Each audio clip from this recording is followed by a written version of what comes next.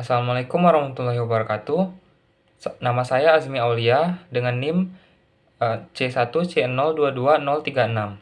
Di sini saya akan mempresentasikan PPT saya dengan materi konsep dasar, tujuan, dan paradigma penelitian sebagai tugas dari mata kuliah metodologi penelitian.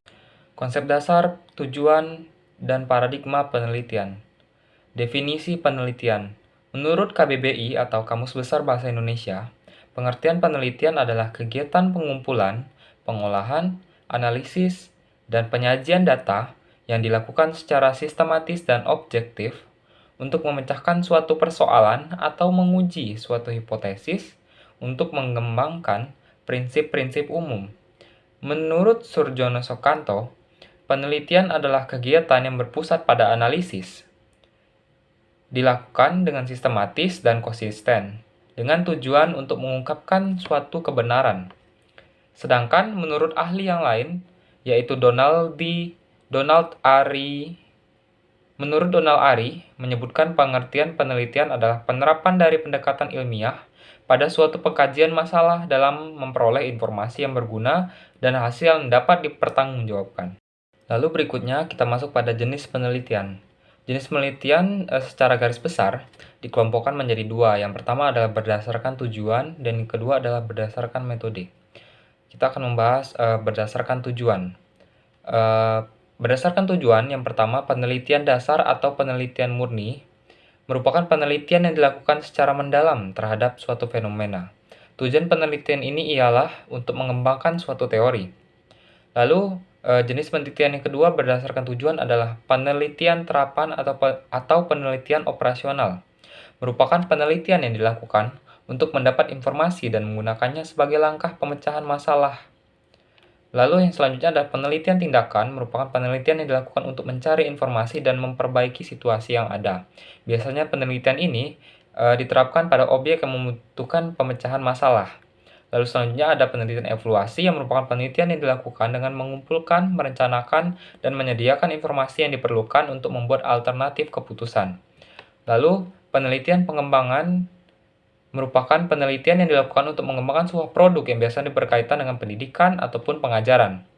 Lalu penelitian historis merupakan penelitian yang dilakukan untuk mengungkapkan informasi di masa lalu atau yang berhubungan dengan sejarah. Lalu selanjutnya adalah berdasarkan metode. Yang pertama ada penelitian kualitatif atau adalah penelitian yang berfokus pada pembuktian hipotesis non-angka, yaitu bersifat deskriptif. Lalu selanjutnya adalah penelitian kualitatif yang bertujuan untuk meneliti sebuah hipotesis dengan cara mengumpulkan data yang bisa diukur dengan menggunakan ilmu statistik, matematika, dan komputasi. Lalu selanjutnya adalah penelitian eksperimen, sesuai dengan namanya, yang bersifat mencoba-coba. Jadi penelitian ini dilakukan dengan memasukkan sifat trial dan error. Hal ini ditujukan untuk membuktikan sebuah hipotesis yang ada.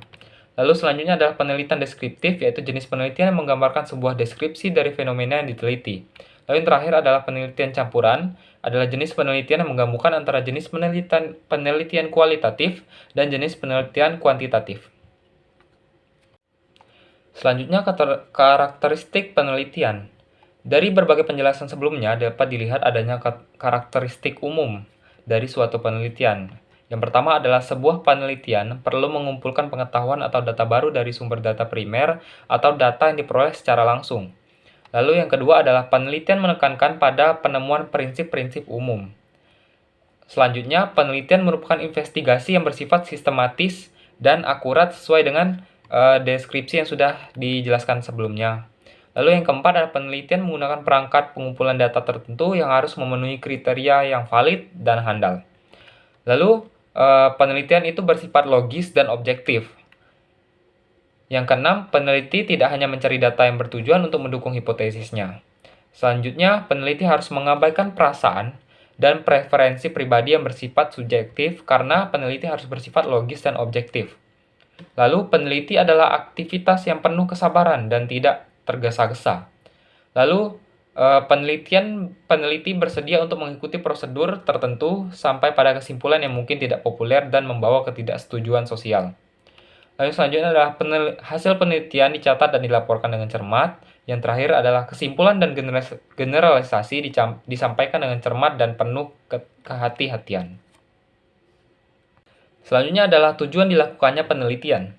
Yang pertama, menurut Borg and Gall, dalam bukunya ada 4 tujuan penelitian berdasarkan kegunaannya. Yang pertama adalah untuk mendeskripsikan suatu gejala ataupun peristiwa, yaitu mendeskripsikan berarti memperoleh pengetahuan deskripsi tentang sesuatu yang terjadi baik peristiwa ataupun benda. Lalu selanjutnya adalah memprediksi, to predict sesuatu yang akan terjadi. Untuk memprediksi fenomena yang akan terjadi pada suatu waktu tertentu berdasarkan informasi atau data yang sudah ada sebelumnya. Yang ketiga adalah to improve, atau memperbaiki suatu kondisi menjadi lebih baik, sesuai namanya untuk menghasilkan cara, strategi, dan upaya memperbaiki suatu keadaan agar menjadi lebih baik dari sebelumnya dengan cara menghilangkan hambatan-hambatannya. Lalu yang terakhir adalah menjelaskan, to explain, peristiwa dengan mencari hubungan antar variabel atau sebab akibat suatu peristiwa. Penelitian ini bertujuan untuk menjelaskan penyebab dan proses terjadinya suatu peristiwa, baik fenomena alam, sosial, maupun budaya. Selanjutnya ada paradigma penelitian. Paradigma penelitian merupakan kerangka berpikir yang digunakan oleh peneliti dalam memandang realitas suatu permasalahan dan teori ataupun ilmu pengetahuan. Guba dan Lincoln dalam bukunya mendeskripsikan paradigma penelitian sebagai cara peneliti memahami permasalahan tertentu dengan kriteria untuk menguji guna ditemukannya penyelesaian suatu masalah. Lalu yang terakhir ada jenis-jenis dari paradigma penelitian. Yang pertama adalah paradigma penelitian kuantitatif. Merupakan paradigma yang dilandasi dari filsafat positivisme yang tidak mengakui adanya unsur teologi dan metafisik. Paradigma ini meyakini bahwa ilmu pengetahuan adalah satu-satunya pengetahuan yang valid. Pengetahuan yang dimaksud adalah pengetahuan yang didapat dari pengalaman yang sudah kita lalui selama ini. Lalu selanjutnya adalah paradigma penelitian kualitatif. Paradigma ini termasuk menganut model humanistik karena menjadikan manusia sebagai subjek penelitian di dalam fenomena atau peristiwa yang akan diteliti. Paradigma kualitatif percaya bahwa manusia yang menentukan perilaku dirinya dan peristiwa sosial yang terjadi. Selanjutnya adalah positivisme. Paradigma positivisme ini didasari pada hukum dan prosedur baku dan tunggal di mana ilmu pengetahuan dianggap deduktif. Lalu yang selanjutnya adalah konstruktivisme. Berkebalikan dengan positivisme, paradigma konstruktivisme memandang ilmu pengetahuan atau kebenaran bersifat relatif, tidak hanya tunggal, tetapi bisa berubah tergantung interpretasi setiap individu maupun kelompok. Lalu yang selanjutnya adalah pragmatisme. Paradigma ini menilai bahwa suatu fakta atau realitas dari fenomena tidak selalu tetap, yaitu bisa berubah setiap saat. Yang keenam adalah subjektivitas. Pandangan peneliti merupakan fokus utama dari paradigma ini.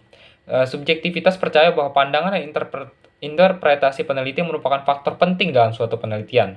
Yang terakhir adalah pandangan kritis. Berbeda dengan paradigma sebelumnya, paradigma kritis ini meyakini bahwa realitas yang terjadi merupakan hasil dari sistem yang telah dikonstruksi sebelumnya.